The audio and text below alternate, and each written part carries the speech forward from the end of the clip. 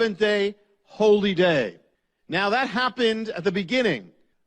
At the same time, the Bible says that's the creation. The Bible says that there's a new creation now. And in the new creation is brought through Messiah. It's brought through Messiah on the cross and in the resurrection. That is the work of a new creation, a new birth, a new Genesis, a new beginning.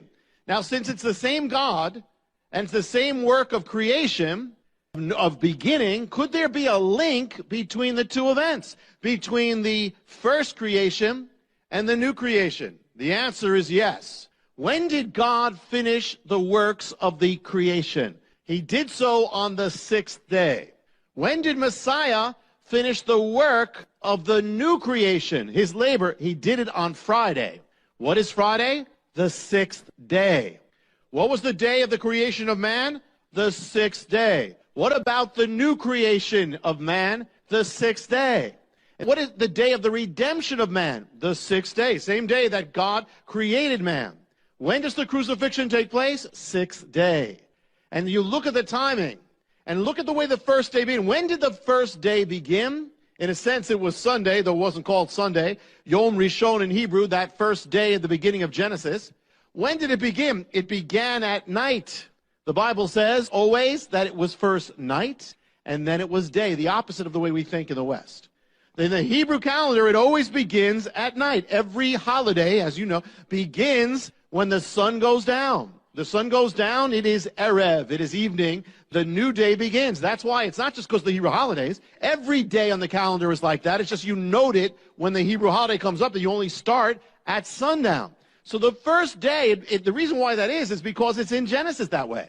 That first there was evening, and then there was morning. So every Hebrew day begins at sunset of the day before, and ends at sunset of the day after. So therefore, the sixth day is Friday, but when on the biblical calendar would the sixth day begin? Not Friday, but Thursday. It begins Thursday night. The sixth day begins at sundown on Thursday. Is that significant? Very. Because that's the exact time when, in a sense, the passion of Messiah begins. That sixth day begins Thursday night at sundown with what? With the beginning of the Passover Seder. It starts at sundown. It's the Last Supper. He's talking about his death. He is overseeing that meal that's all about his death. It's beginning on the day of man, because he's going to die for the sins of man. And he's going to redeem man from the curse. So it all begins that way. You know, in the beginning, man, when he was created, was brought into a garden on the sixth day. On the sixth day of this new creation, Messiah is brought into the Garden of Gethsemane. And there, his death is prepared for. On the sixth day, he is crucified. The sixth day. And in Hebrew, you know, again, night and then day. It has to go from sunset Thursday to sunset Friday. So the work of the redemption has to end before the sun goes down on the sixth day. That's why it ended when it did. He's on the cross for how many hours? 6 hours. The number of man for the sins of man, for the redemption of man. And then at the sixth hour, he cries out, "It is finished," which is Friday afternoon. The sun is going down. And then it goes down, and he is brought into the tomb and laid down. It's over. His works are over. And then comes what? Then comes the Shabbat, the Sabbath. What does he do on that seventh day? He rests. He rests in the tomb, just like God did at the beginning. God ceased from his works. He finished his works on the sixth day, rested on the seventh day. Messiah does the exact same thing. I mean, even in his death, he observes it all. You know, we look at the Sabbath in the Orthodox and how they do it, and we see it only often as a burden, legalism, and that's often what it can become. But we tend to see it not really what it is. You know, the Sabbath is in its nature something beautiful. The Sabbath was made for man. You know, Sabbath is about shalom. It's about peace. It's about a peace that often many believers don't have. And I want you to open up to Hebrews 4 to put this together, Genesis and Hebrews 4. And Hebrews 4 speaks also about the Shabbat, the Sabbath. And here's what it says. Verse 4. Hebrews 4, verse 4. And I love Hebrews. I love the way this talks.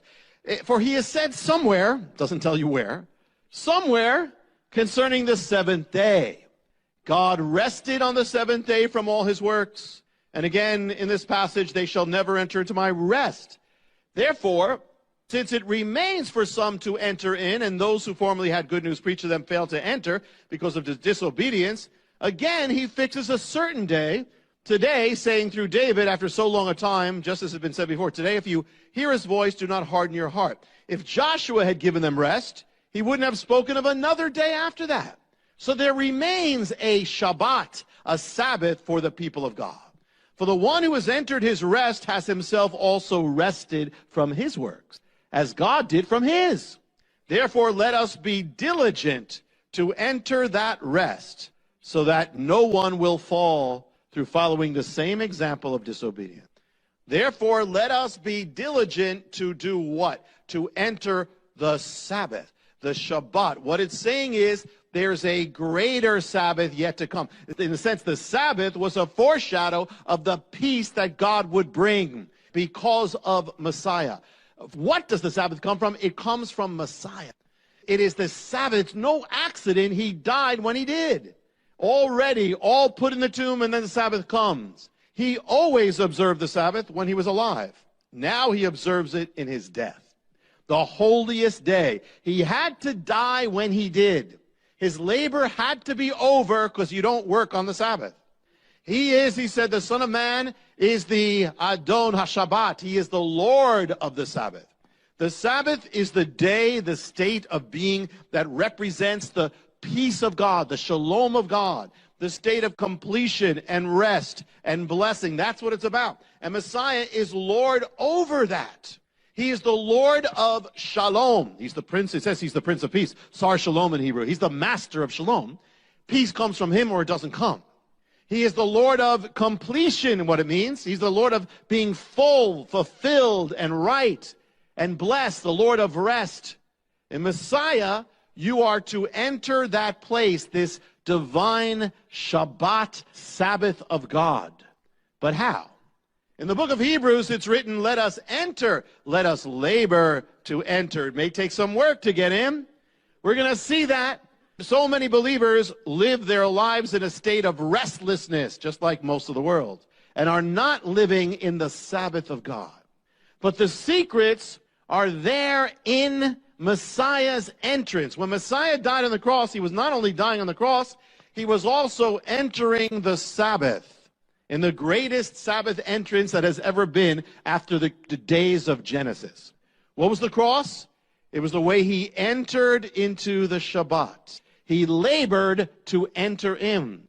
And so the amazing cool thing is, when you look at Messiah on the cross, you actually find keys of entering the peace of God for your life.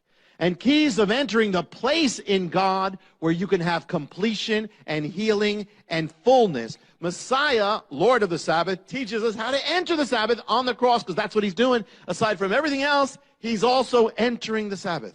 And we're going to look at a few of those keys tonight. It's really cool because you wouldn't think so. That's exactly what's happening. On the cross, John 19:28, he says, I am thirsty. I am thirsty, quoting from the Psalms. Is there any key there about peace with God with that? Yes, there is. One of the keys of having peace with God and peace in your life is you have to bring your needs to God.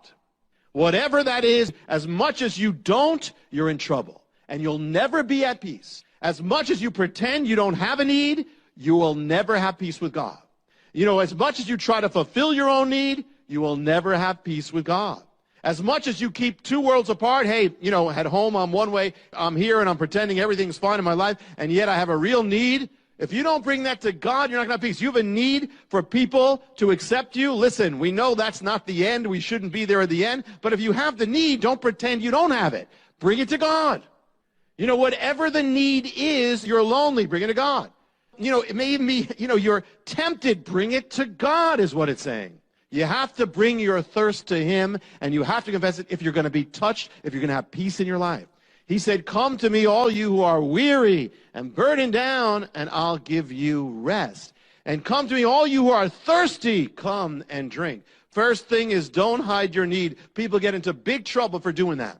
And some of the great saints of God, I mean, David got into big trouble for keeping kind of two things in his life and pretending he didn't have that need. You know, God said, why don't you come to me? The thing is, whatever it is, even if you're being tempted, that's a need, bring it to God. God is never saying, don't bring it to me. I don't want to touch. He never says, I won't deal with it. He'll deal with it. Bring it to God. And he's there. Next thing he says on the cross, another key to the Sabbath of God, of Messiah. Matthew 27:45, he says, Eli, Eli, lama sabachthani. He speaks Aramaic, quoting from the Psalms in Aramaic. Eli, Eli, my God, lama, why? Sabachthani, have you forsaken me? Now, people argue and say, how could he be God if he's saying, my God, you've forsaken me? That's the awesome thing about the cross. It's God actually separating himself from himself so he could be one with us who are separated from God.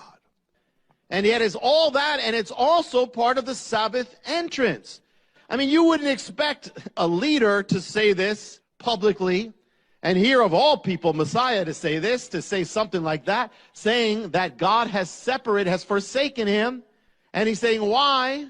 But another next key related to the first, for you to have peace with God, peace in your life, is that come as you are. Bring everything, even the sin in your life, especially the sin, God wants it. The guilt, especially the guilt. I mean, he took all these things on the cross, and he already took your sin, so if you're holding on to your sin, you're a thief, because it belongs to him. You know, no matter what it is, maybe you think that God promised you something that didn't happen in your life, and you've been dealing with this, and it's been separating you from God. Until you get this out with God, you're not going to have peace. Even the separation from God, don't let that, listen, if God himself is saying, God, why are you far from me? If God could separate from himself and still be God, that means that no matter how far you feel from God, there's a way, doesn't matter what it is, even that won't separate you from God. You could have committed murder, and that still won't separate you from God if you bring it to God. It's just you don't feel him close. Bring it to him. You're mad at God. You ever been mad at God? Yes, of course you've been mad with God sometimes. The key is, we know the end of the story is that God wins the argument. But the thing is, if you don't ever argue with him, he'll never win in your life. You understand? Jacob wrestled with God. And you're mad with God, bring it to God. It's okay. It's not going to shock him. Other people in the Bible were mad with him, about him. David was. Others were. You know, the thing is that God is used to that. But you got to bring it to God. And there are times you might even say, listen, I don't feel like, I remember a time when we were waiting, hoping for a particular building that fell through early on, and we had no other building. And I remember that day when it fell through after a year, I said, God, I'm just not happy with you today. And I don't feel like talking to you today. But I was telling him that I didn't feel like talking to him. It was okay if you don't feel like talking to him as long as you tell him about it. What happened was, God then did the biggest miracle. The next day, he got us the building. But I had to get to that point. If I just didn't deal with it, not it. Lama, he says, why, God? Which means we don't have to understand everything, but still bring it to him. Why, God? I don't understand, but I don't have to understand everything, but this is what I'm feeling. Come as you are. No matter how distant you are from God, he's there with you, also knowing what it is to be distant from God. Even in that. Eli, Eli, lama sabachthani. Even then, my God, you're still my God, even though I don't understand what you're doing. Messiah's word on the cross. One of the things he says on the cross in John 19:28, woman, behold your son. Behold, man, behold your mother. What's this about? Some people say in the Catholic Church, there are those, well, that means Mary's your mother. Well, then it would mean that John's our son, but that doesn't go. You know, he's saying something because he's leaving the world. He's going to be gone. How do you enter the Shabbat of God? He's tying up the loose ends. why you may not have peace is there are loose ends in your life that you never tied up. And you never tied it up with God. Maybe unfinished business you never did. Maybe something with your parents. Maybe something with another. Maybe you wronged somebody and you never asked forgiveness. You never made it right. Well, part of entering the Sabbath is this. He's finishing up.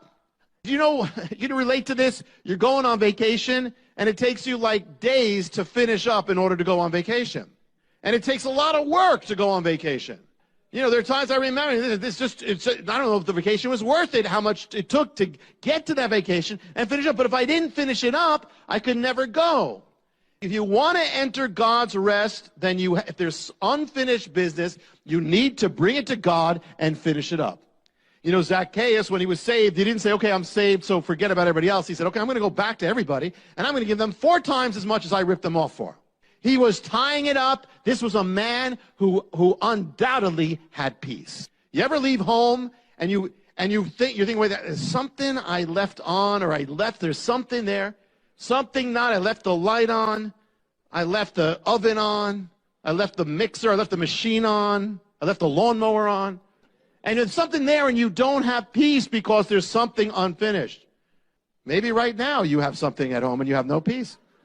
You can't have rest and peace until you can say goodbye, finish it up, wrap it up. If there's something in your life, wrap it up. Something gnawing on you, wrap it up. Some guilt, some shame, wrap it up with God.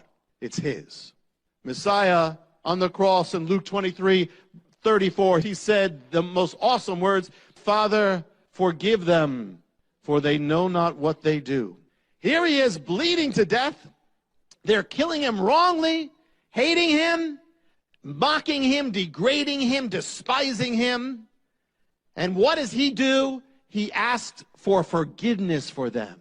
He's forgiving them. He didn't die with any grudges. He has forgiveness on those who are crucifying Him and making Him bleed to death and mocking Him as He does. But what's He doing? He's entering the Shabbat, which teaches us something very important. How do you find peace in your life? You are not going to have peace if you don't forgive. You must forgive for your own sake, for their sake, for your sake. And some of you, and in the Lord, you still hold grudges, and as much as you do, you don't enter the kingdom, you don't enter the peace of God. You have grudges, you're frustrated all the time, you're angry all the time. You are defrauding yourself of the peace of God. You're never going to have it until you let go of it. The ministry, or you can have just the Mysteries Volume 13, which is those 9 DVD set for a donation of $55 to the ministry. This is probably one of the most amazing offers of video and audio, and the things that are written as well, his books. So order that right now. We'll be right back after this special message, and we're going to talk about the mystery of the ghost kingdom. So don't go away. We will be right back after this special message. When you need a portable emergency power system that is ready at a moment's notice, the fuelless generator is exactly what you're looking for. If I thought an EMP bomb was coming, or if I thought there was going to be a big storm or a big problem, I would want one of these in my house. Something is going to happen in 2015 that is going to change how we view our system, how we view life. And when that something happens, you're not going to be able to get a fuelless generator. It's going to be impossible to get a generator. I'm really enthralled with this device. It's an elegant technology. With every storm we've had this winter, I just pull the thing out, I set it up in the living room, I run some extension cords into other rooms. I even ran my 60-inch television off it. Call 1-888-988-1588 or write to Jim at P.O. Box 7330, Branson, Missouri 65615. It's such an incredible offer. For example, this is for a donation of $2,500 to the ministry. And the unit just by itself is a retail value of $2,500, but you're also going to get a solar panel, which is a retail of $500, then the 20-foot extension cord, and that retails for over $50, and then the crane, which is a retail of over $200. So it's an absolutely incredible savings. A lot of people ask me to endorse stuff and all that. This is the only thing I have been endorsing like this. I fully believe in this product. Wow. But can you imagine in the pitch darkness that you have light? You can also go to the website JimBakkerShow.com. Thank you for your continued support that helps keep us broadcasting around the world.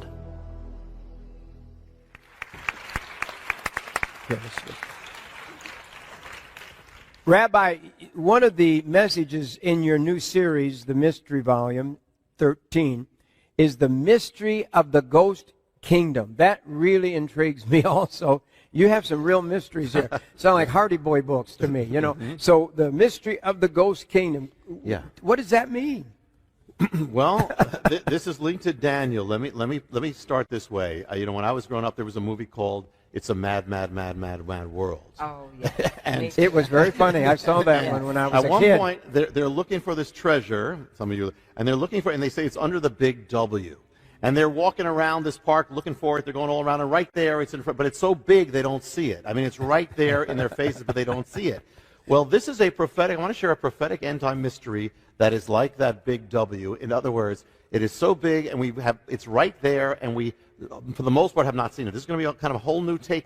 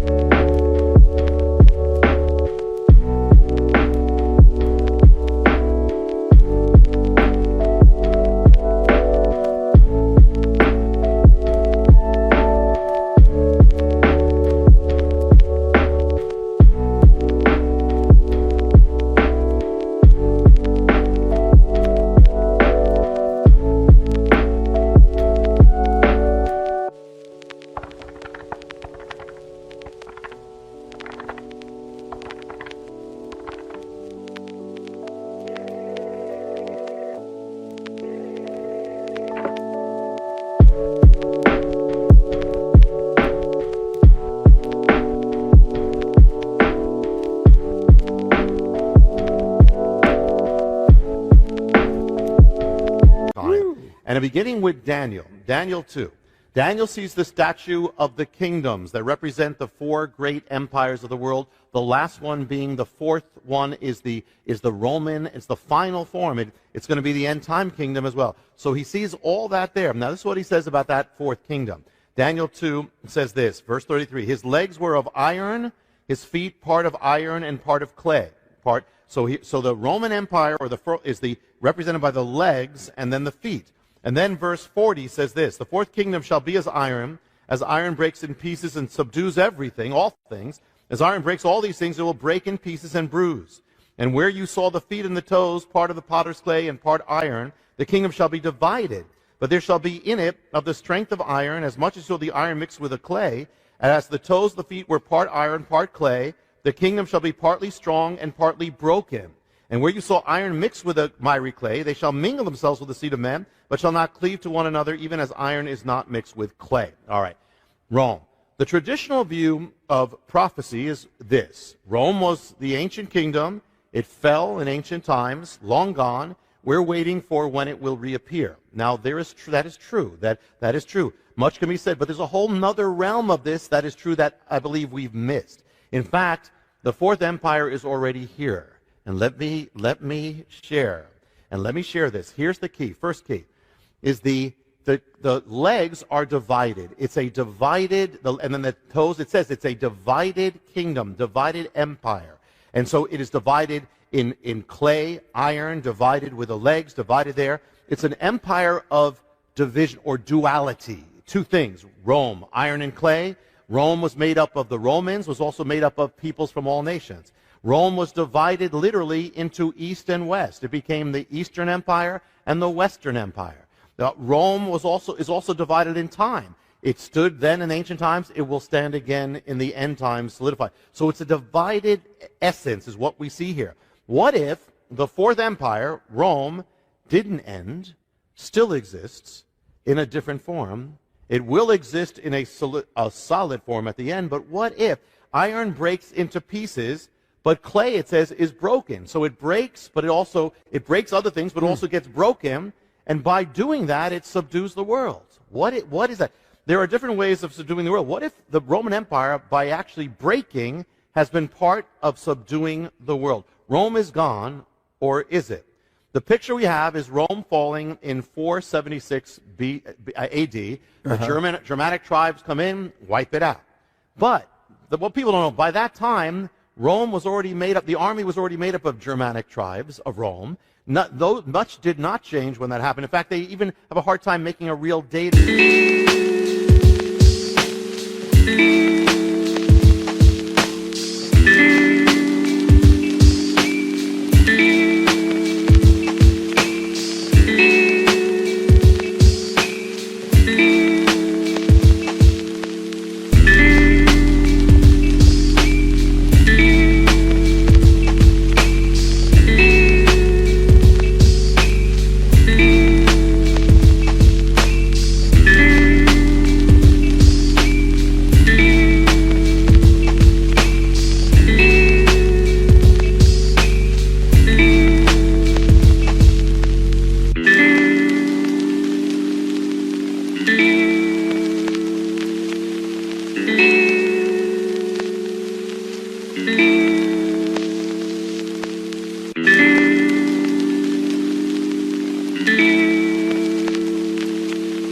If it ended.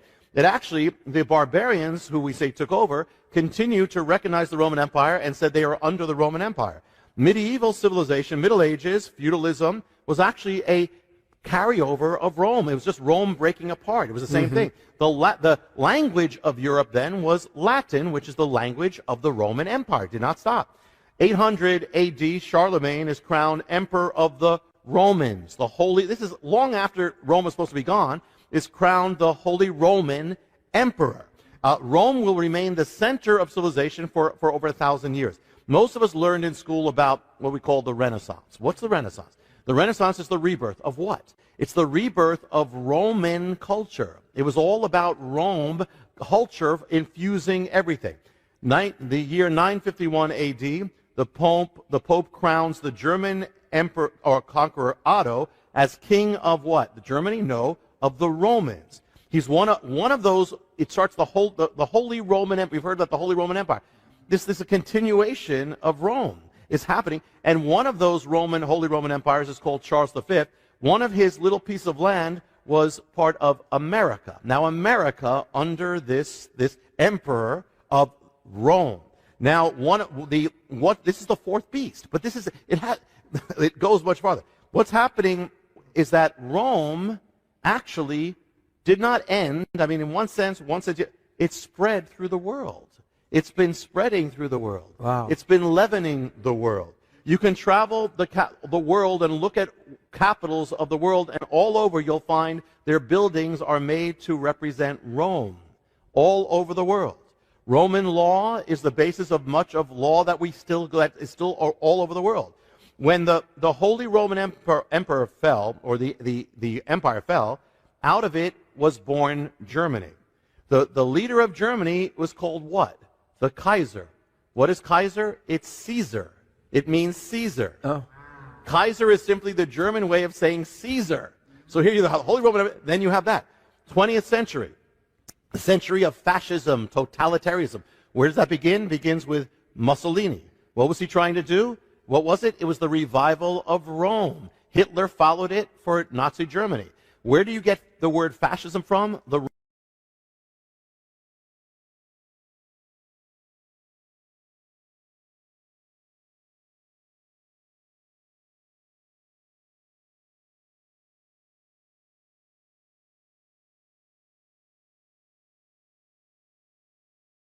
reign, they ruled as what? What's their title?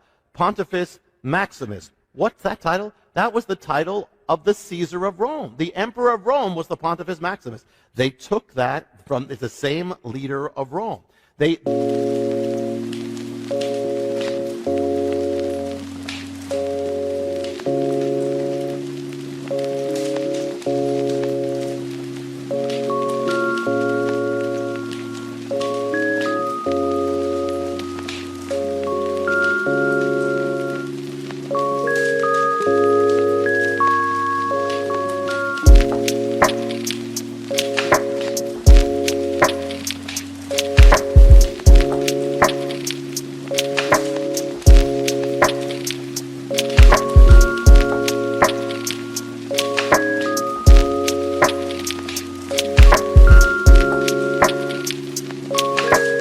the diocese. That's how Rome divided up Rome into dioceses. Well, through the Catholic Church, it divided up, the world has been divided up as the Roman Empire. I'm not saying people in the Catholic Church know this or that's the point, but this is all the same, the continuation of the same thing. What language? Latin. From Rome comes the idea of the global state. The fourth kingdom, actually from the pieces of the fourth kingdom, which became France, Spain, England, and others, they colonized the entire world. The entire world, in other words, Rome broke up into France, England, and they each became an empire that subdued the entire world. I mean, you have the Spanish Empire, the French Empire, the British Empire. The British Empire, just one little piece of Rome, subdued 1/4 of the entire world. Some say 1/3 of the world. In other words, Rome has already been spreading and has been subduing culture, has been changing culture. One of the colonies from that little fragment of Rome is America. Colony, with that word, even the word comes from Rome. Our building, you go to Washington, D.C., and you'll see, look at the buildings there. The Capitol building is modeled after the Roman Pantheon. The Pantheon means the temple of all gods. That is our Capitol building. What does it rest on? Rests on Capitol Hill. What's that from? That's from Capitoline Hill, named after the Roman hill. You can look at the Supreme Court building, same thing. It is the Roman thing. Even the word, what's our highest body of ruling? The Senate. Where's that from? Rome. The president, the word president comes from Rome.